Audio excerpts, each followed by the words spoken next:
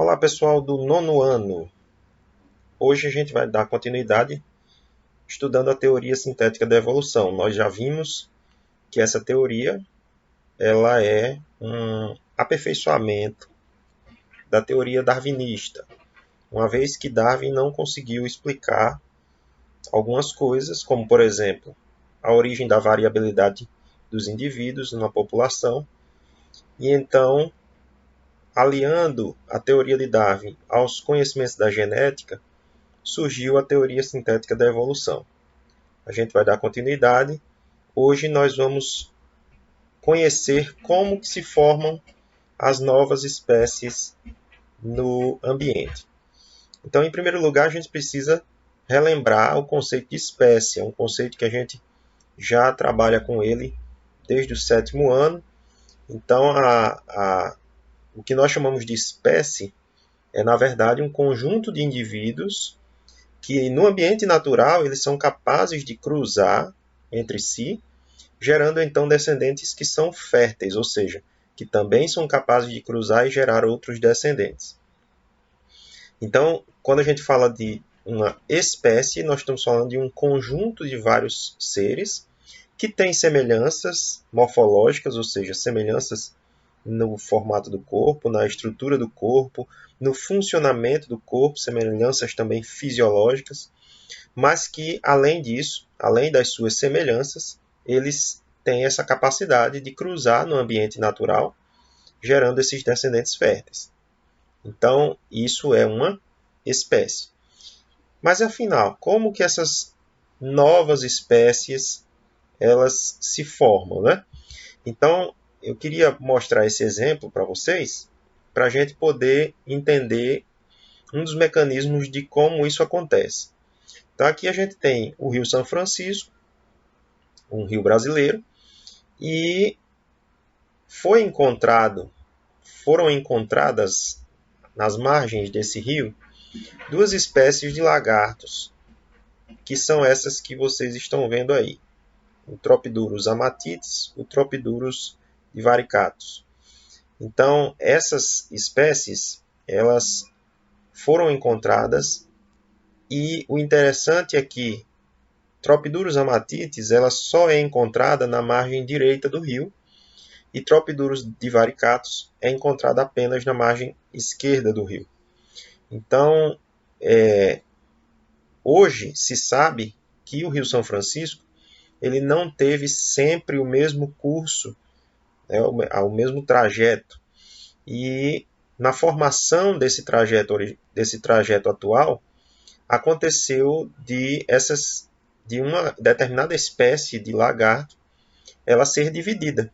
Então, a passagem do rio acabou dividindo uma população original de lagartos, e essa população original de lagartos acabou dando origem a essas duas espécies diferentes, que têm lá suas semelhanças, né? São espécies que têm alguns comportamentos em comum, e elas têm hábitos semelhantes, porém são espécies diferentes porque hoje elas não conseguem mais cruzar entre si.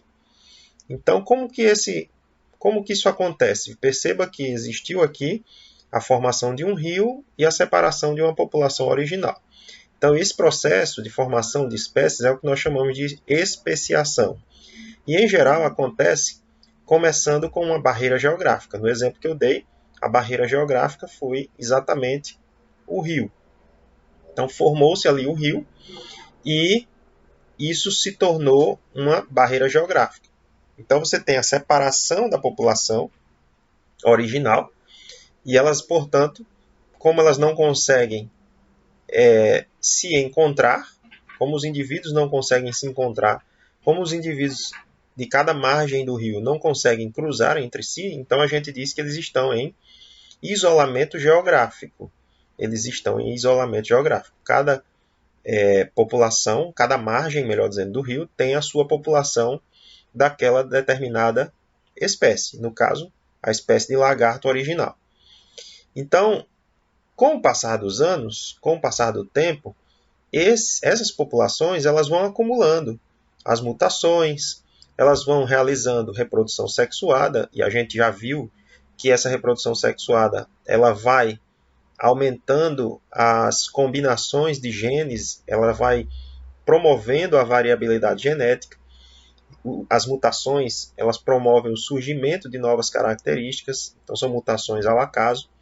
Então, e essas mutações, junto com a reprodução sexuada, ela vai fazendo com que, no passar dos anos, esses indivíduos vão acumulando novas características. E aí a gente tem que lembrar que, se eles estão separados, então cada ambiente vai ter características próprias. Cada lado do rio, por exemplo, vai ter características próprias. Essas populações vão ser submetidas a condições diferentes, mesmo que sejam parecidas, mas são diferentes. E a seleção natural, portanto, vai agir de forma diferente. Algumas características que são adaptáveis para a margem direita podem não ser uma boa característica, uma característica que adapte o indivíduo na margem esquerda. Isso, com o passar dos anos, vai se acumulando. Então, isso vai formando diferenças, as espécies vão acumulando diferenças, porque elas vão se adaptando, os indivíduos vão acumulando diferenças, porque eles vão se adaptando a essas realidades diferentes de cada margem do rio, por exemplo. E isso, com o passar dos anos, vai acabar formando o que nós chamamos de subespécies. São indivíduos que, apesar de ser da mesma espécie ainda, eles já têm diferenças genéticas, por exemplo, suficientes para que a gente os subdivida. Então você tem a formação dessas subespécies.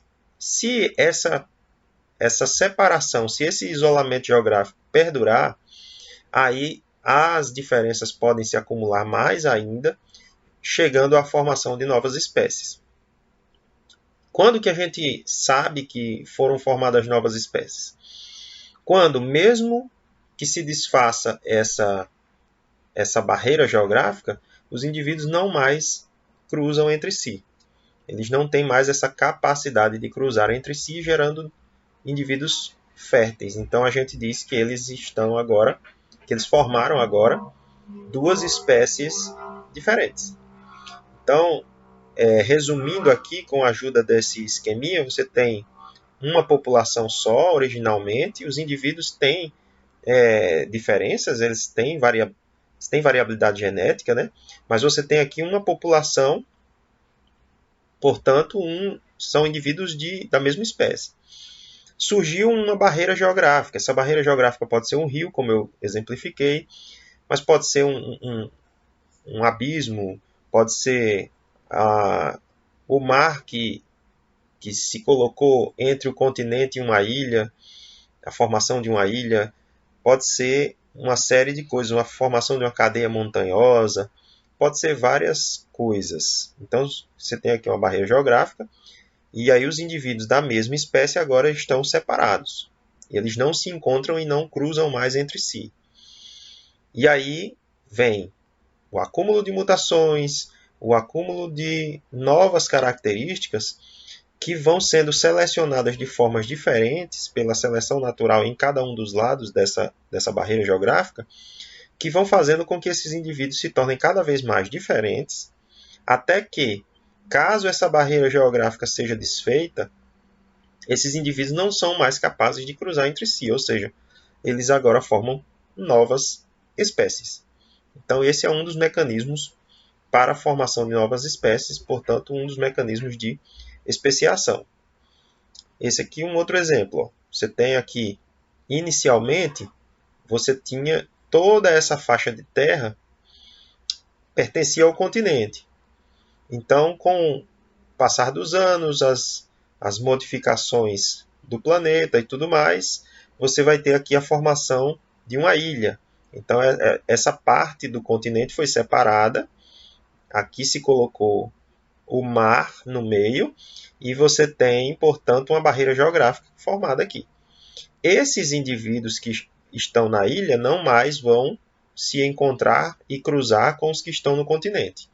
Isso vai promover a especiação, porque você vai ter um acúmulo de diferenças. Esses indivíduos aqui do continente eles vão estar submetidos a um tipo de condição que faz com que a seleção natural haja de uma maneira diferente dessa aqui. Então, a seleção natural vai selecionar características diferentes no continente e na ilha, porque são ambientes diferentes. Então, com o passar dos anos, esse acúmulo de diferenças vai fazer com que aqui surja uma nova espécie. Essas espécies vão mudar. Essas espécies vão acumular diferenças ao ponto de que, se elas forem novamente colocadas juntas, elas não vão mais conseguir reproduzir, elas não vão mais conseguir cruzar e ter descendentes férteis. Foi o que aconteceu lá em Galápagos. Quem lembra da história de Darwin, né, que viu os pássaros, né, os tentilhões, e ele percebeu que os bicos eram diferentes. E pássaros que viviam em determinada ilha tinham um determinado tipo de bico. Quando ele mudava para outra ilha, mudava o tipo de bico daqueles pássaros, e isso se deve muito por causa desse processo. Cada ilha tem uma condição ambiental, cada ilha tem, portanto, um ambiente que vai promover uma seleção natural de forma diferente. Então, os indivíduos vão acumular diferenças com o passar do tempo.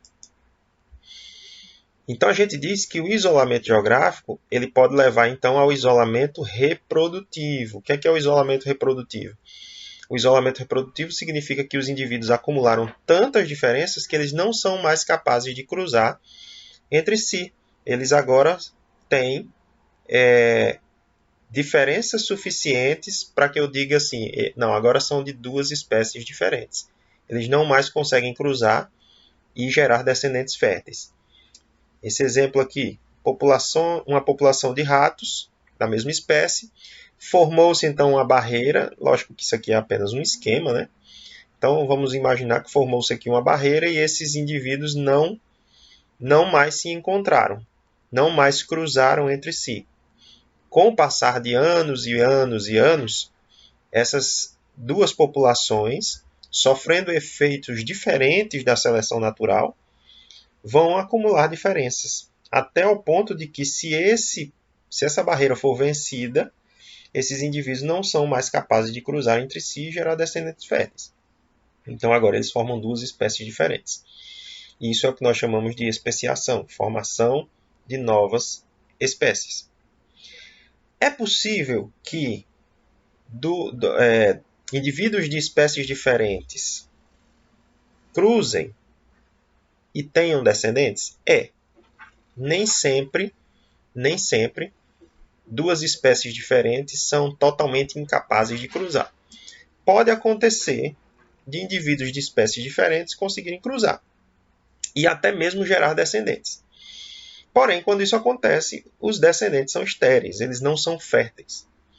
É o que acontece quando o leão macho cruza com a fêmea do tigre e forma então um felino conhecido como ligre. Esse animal que tem um crescimento acima muito mais do que o leão e muito mais do que o tigre. É um animal que fica enorme quando ele sobrevive, né? Porque esses animais que são resultado de cruzamento de espécies diferentes, é muito comum que eles morram logo após o nascimento, ou até mesmo nem consigam nascer, não conseguem nem chegar a nascer e vivos e tudo mais. Então, esses animais, quando eles conseguem sobreviver muito tempo, eles têm um crescimento muito grande, dá para ver aqui por essa foto. Então, esses são animais, a gente chama de híbridos. Eles são resultado do cruzamento de duas espécies diferentes. Porém, eles não são férteis. Eles são estéreis. Então, já é um indício de que são o resultado de um cruzamento de dois indivíduos de espécies diferentes. A mula é um outro animal que é resultado de cruzamento de espécies diferentes. É um animal híbrido. Ele vem do cruzamento do jumento com a égua. Então, é o jumento com a fêmea do cavalo. O jumento macho com a fêmea do cavalo. Então, tem aí a formação de um indivíduo estéril chamado de mula.